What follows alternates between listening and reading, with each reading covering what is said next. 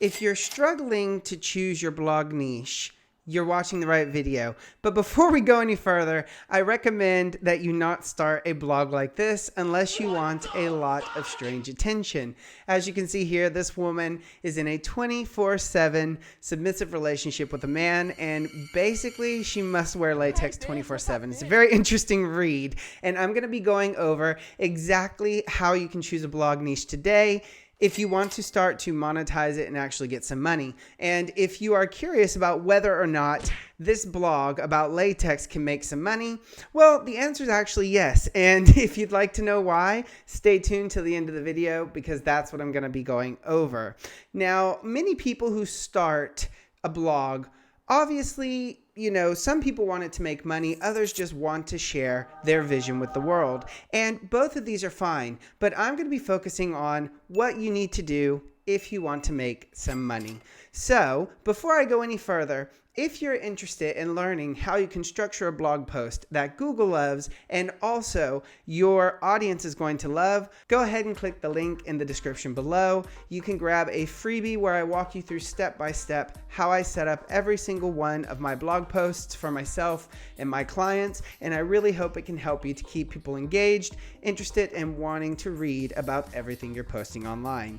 Now, if you are starting out and you have no idea about blogging, the first thing you need to do is get very clear on who you're speaking to and the angle you're going to take. So going back to this latex blog, she could potentially choose the angle of I'm a submissive, which is what she's done, but she can start to make money from this by actually reaching out to people who are selling latex, people who are into this type of fetish.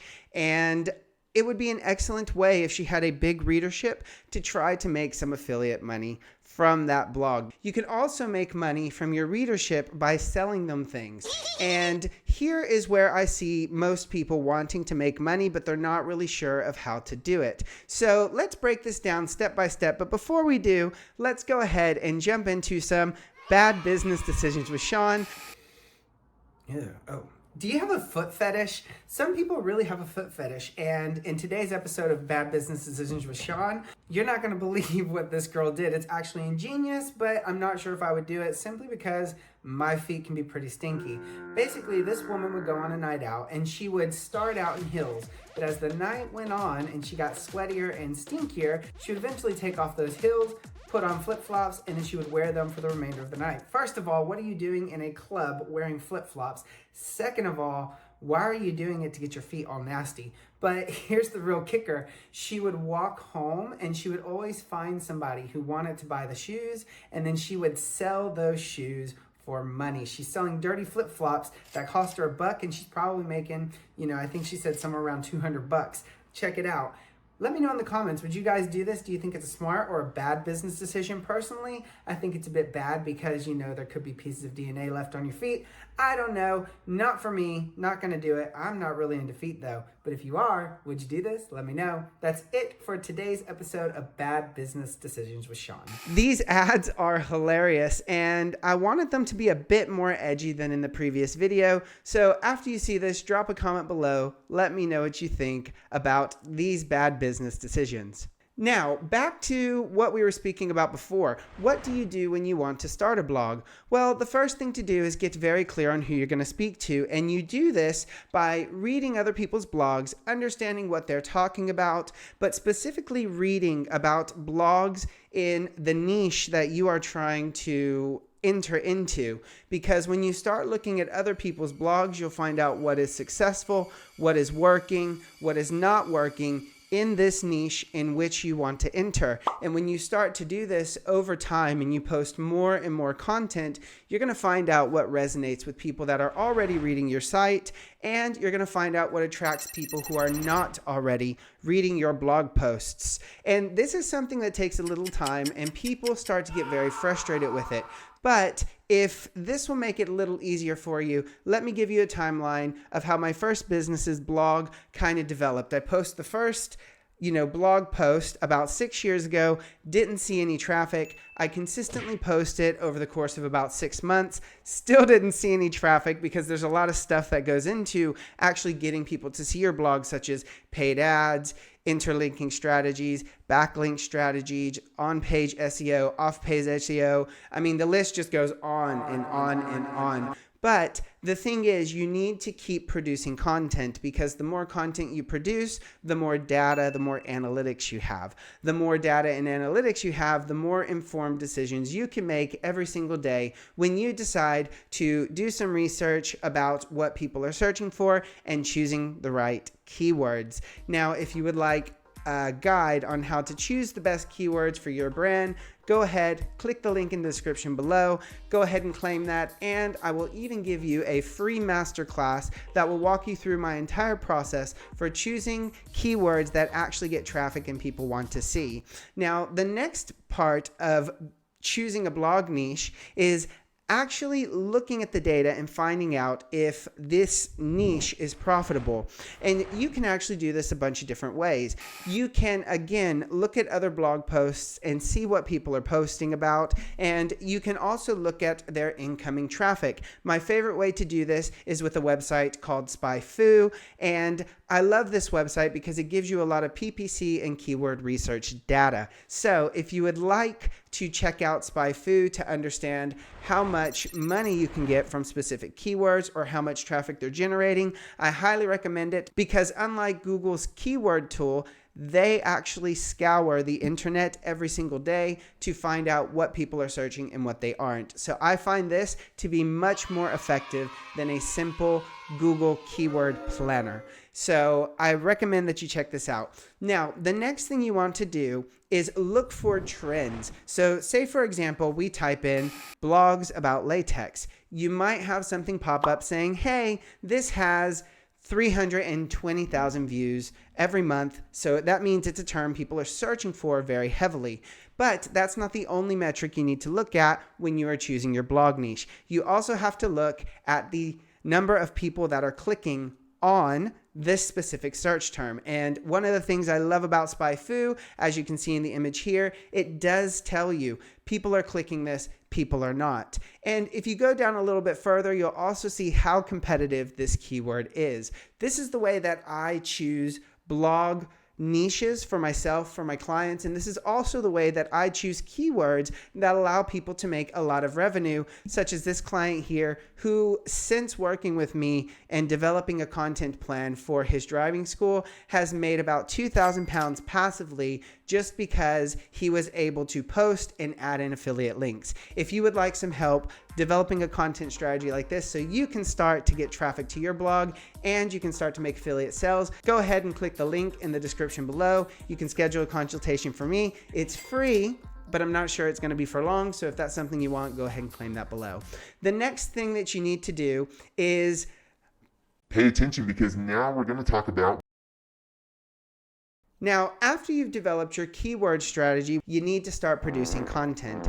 And this is where a content strategy really comes into play. A lot of people get very confused and overwhelmed and kind of want to pull their hair out when we're talking about content strategy. But trust me when I say it is not as difficult as people make it.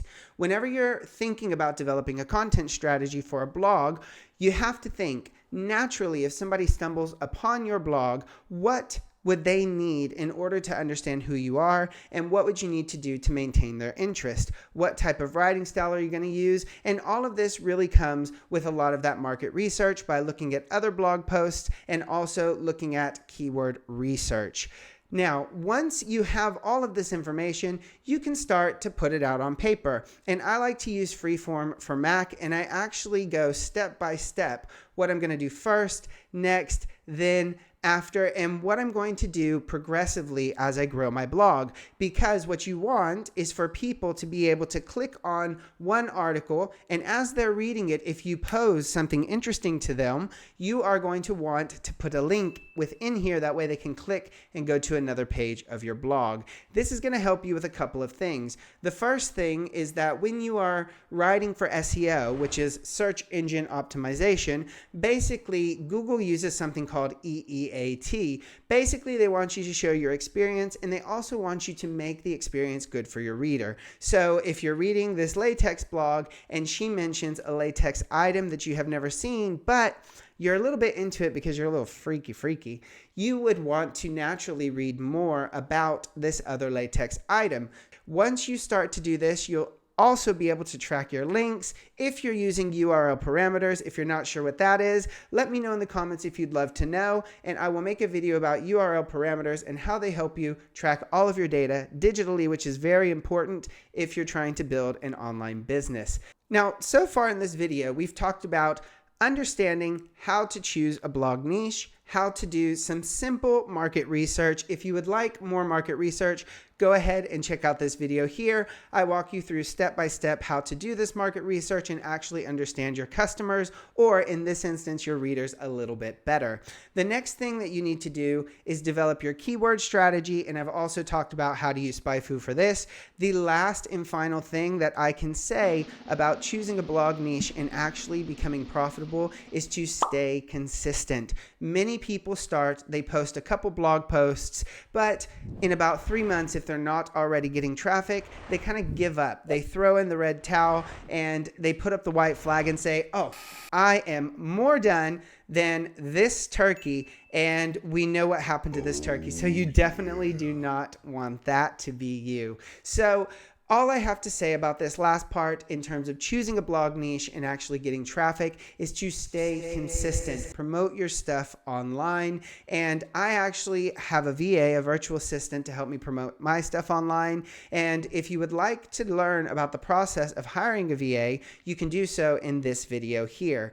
I choose to pay my VA a bit more, and you will find many people online saying they do not. However, I do feel that regardless of where my VA is located in this world, she's doing the same job as somebody in the United States or somebody in the United Kingdom. Let me know in the comments below by answering the question, do you think we should pay people who live in other countries the same as people who live in the USA and UK if they're doing the same job? Or do you think that we should reduce this and adjust for the cost of living? I'd love to know your comments below. So my final words on this are, and before I get to those, if you're enjoying this video, you're finding it helpful, why not like and subscribe, hit the little bell icon. That way the next time I make some content, you have access to it the moment it goes live. Once you have all of this data, all of this research, stay consistent and do not give up. Nothing in life comes easy.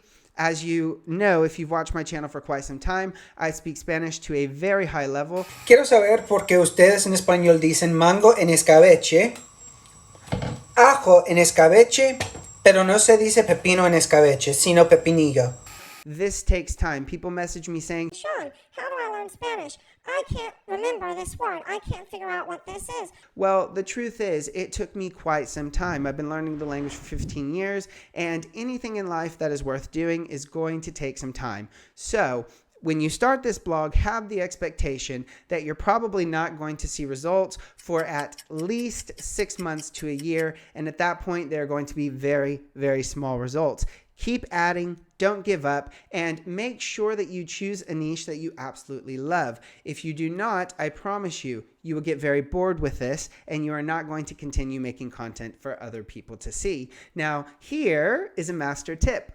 If you are struggling to choose a blog niche, choose something you are very interested in and something that you are learning about, because each day you will learn something new, you will have a new experience, and I can guarantee you there are going to be other people on your path who also want to know what you are learning. So if you are struggling to choose a blog niche, choose something you love, do the keyword research. If they match, boom, you have a winning blog niche for your business. All right, guys, that is all for today's video. Let me know your comments below. Let me know your thoughts, and tell me what is the most difficult for you when you are trying to choose a blog niche. I would love to hear from you, and I will see you guys in the next video. Bye-bye.